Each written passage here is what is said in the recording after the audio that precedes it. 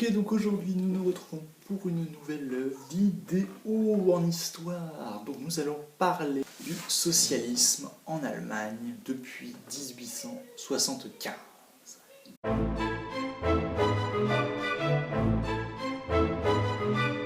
Qu'est-ce que c'est que le socialisme? C'est tout simplement une idéologie basée sur la critique du capitalisme et sur la protection des ouvriers. Nous allons répartir cette période en trois parties. Donc d'abord nous allons nous intéresser à la naissance du socialisme allemand. Ensuite nous allons nous intéresser donc à la division des socialistes et des communistes, sachant que le communisme est une branche du socialisme. Et enfin nous allons nous intéresser donc au socialisme et au communisme d'Allemagne depuis 1945.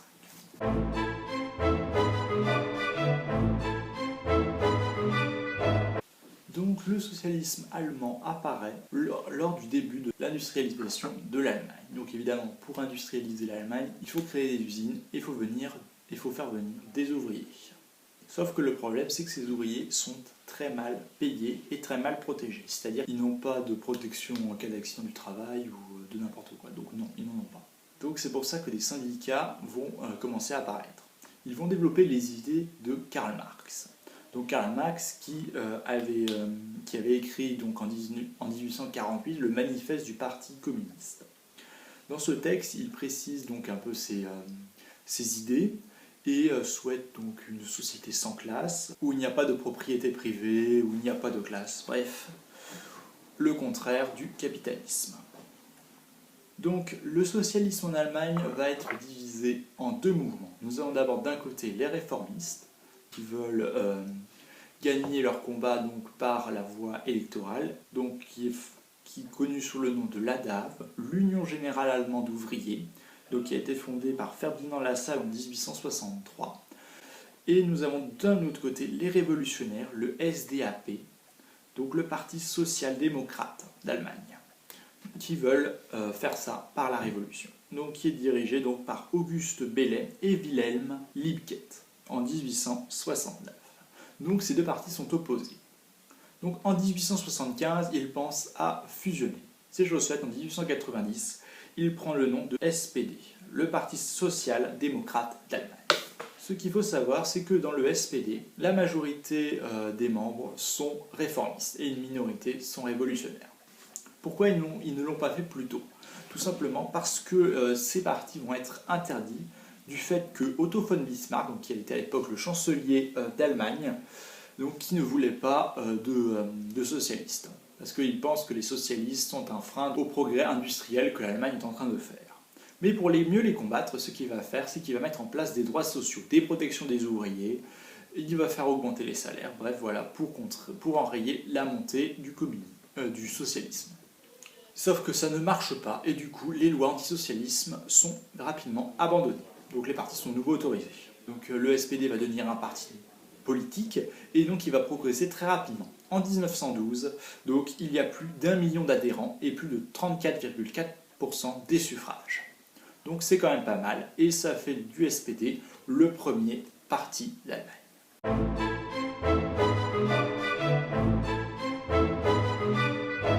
Donc cela a commencé à dégringoler entre les réformistes et les révolutionnaires lors de la veille de la Première Guerre mondiale. Donc on va avoir les réformistes donc, qui vont aller combattre l'ennemi. Sauf que la partie révolutionnaire n'est pas d'accord. Ils pensent que la Première Guerre mondiale est une guerre de capitalisme, donc ils ne sont pas obligés d'y aller.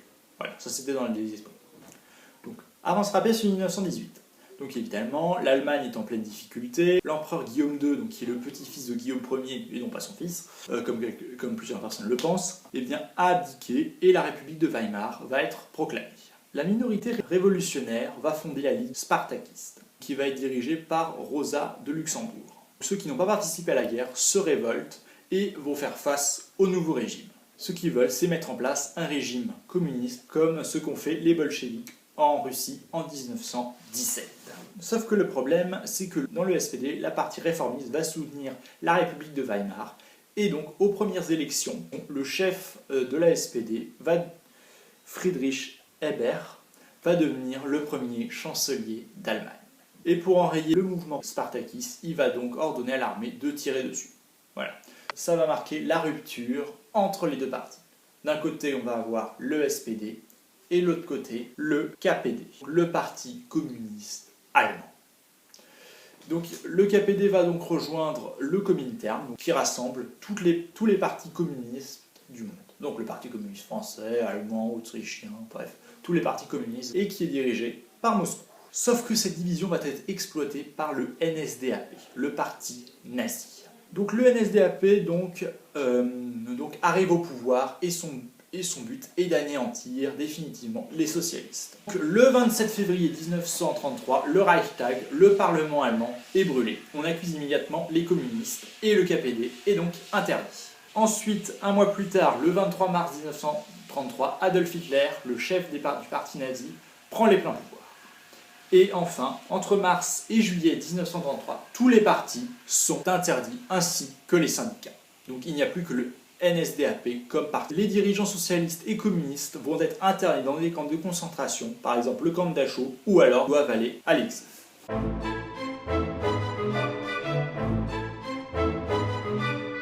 En 1945, c'est la fin de la Seconde Guerre mondiale.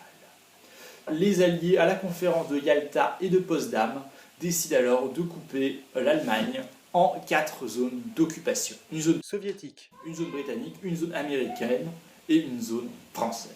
La capitale Berlin va être coupée à la même chose. Sauf que le problème, c'est que Berlin se trouve en plein secteur soviétique. Donc du coup, Staline veut absolument récupérer donc ces parties. Parce qu'il ne peut pas supporter qu'il y ait du capitalisme à l'intérieur de son propre sol, de ce territoire. Donc il va mettre en place le blocus, ce qui sera un échec cuisant, puisque les Occidentaux vont mettre en place un pont aérien pour ravitailler Berlin. Ce projet est abandonné. En 1953, Staline meurt. Donc les Berlinois vont manifester pour essayer d'obtenir un peu plus de liberté de la part du gouvernement. Sauf que le problème, c'est que Moscou ne l'entend pas de cet avis et envoie l'armée rouge avec ses tanks et mater la manifestation. C'est radical quand même comme méthode. Il va y avoir 2 Allemagnes. La RFA, la République fédérale d'Allemagne, d'un côté, avec comme alliés les États-Unis, et de l'autre côté, la RDA, la République démocratique allemande, avec comme allié l'URSS. Donc nous allons nous intéresser à la RDA. Donc, ils vont demander au SPD et au KPD de s'unir au sein de la SED, le Parti socialiste unitaire. Donc, c'est un parti unique qui est basé sur le modèle soviétique. Donc, les principaux chefs du SED, qui vont diriger la RDA, sont Walter Ulbricht de 1950 à 1971 et Erich Honecker de 1971 à 1989. La RDA, tout le système est-allemand est alors contrôlé. On a un embrigadement de la population par la propagande, par l'éducation. Il y a également une répression, donc il y a une police politique, c'est la Stasi, et il y aura également une économie contrôlée. Des plans quinquennaux vont être mis en place et qui vont dire qu'il faut produire telle quantité à tel moment, etc. Maintenant, allons en RFA. En RFA, en 1949, a lieu les élections. Et le parti conservateur et libéral va être au pouvoir. Le SPD va donc faire partie de l'opposition pendant de nombreuses années. Le KPD, en revanche, lui va être interdit en 1956 du fait qu'il fasse partie du Comintern et qui est communiste. On est en période de guerre froide à ce moment-là. Le SPD va se mettre à se poser des questions.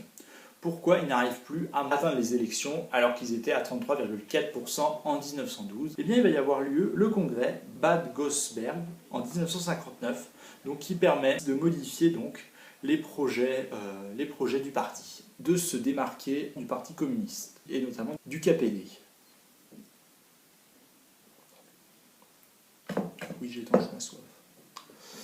Donc déjà, ils vont reconnaître que la démocratie, c'est le régime de ce parti. Donc je le rappelle, le SPD, on l'a toujours vu comme étant un parti qui critique le capitalisme et qui protège les ouvriers. À cette période-là, le SPD va donc accepter le capitalisme. Voilà. Ça va être un vrai changement dans le parti. ce qui va leur permettre donc de gagner aux élections. Il va y avoir Willy Brandt, qui fait partie du... je pense que vous devez tous connaître Willy Brandt, qui était le maire de Berlin-Ouest à l'époque et qui va devenir chancelier de 1969 à 1974. Donc c'est celui qui va faire l'Ostpolitik, donc il va essayer de se rapprocher de la RDA. Et il va y avoir également Helmut Schmidt, donc qui va être chancelier à la suite de Willy Brandt de 1974 à 1982. Pendant cette période de pouvoir, ils vont mettre en place des plans sociaux, notamment donc, sur le droit de l'avortement. Donc ils vont rendre le divorce plus simplifié, ils vont libéraliser l'homosexualité. Pour la première fois, ils vont tenter donc de protéger l'environnement et ils vont développer le principe de cogestion. Donc qu'est-ce que c'est que la cogestion? Dans les grandes entreprises, chaque salarié peut contribuer à la gestion de l'entreprise. Donc en 1970, il y avait aussi un syndicat, la DGB, qui est proche donc, du SPD, va devenir un syndicat très puissant. Après 1982, donc, le SPD va donc perdre le pouvoir. Donc, on rappelle également que à cette époque-là, il y a des importantes crises économiques. Donc du premier choc pétrolier. Et donc les conservateurs et les libéraux vont donc s'unir pour retrouver le pouvoir. Et donc le SPD va de nouveau se retrouver donc dans l'opposition. 1990, c'est la réunification. La RDA et la RFA ne forment désormais plus qu'un seul pays, l'Allemagne. Le SED va donc changer de nom, donc il va se transformer en PDS, qui va rester un parti assez minoritaire, c'est à peu près comme le parti communiste français aujourd'hui. Donc en 1998, c'est le retour au pouvoir du SPD, donc avec Gerhard Schröder, donc qui devient chancelier. Il y a également aussi la mondialisation économique qui commence à faire son apparition. Le but, c'est de rendre le pays plus attractif et surtout plus compétitif. Ils vont mettre en place la réforme du marché du travail. Son but, c'est d'augmenter la flexibilité de la main-d'œuvre. Sauf que le problème, c'est que la classe moyenne et surtout la classe ouvrière sont très mécontents, et sachant quand même que cette partie de la population représente la majorité de l'électorat du SPD. En 2005, une nouvelle coalition donc, des démocrates et des conservateurs. Il faut savoir que les coalitions, c'est très monnaie courante dans les partis d'Allemagne.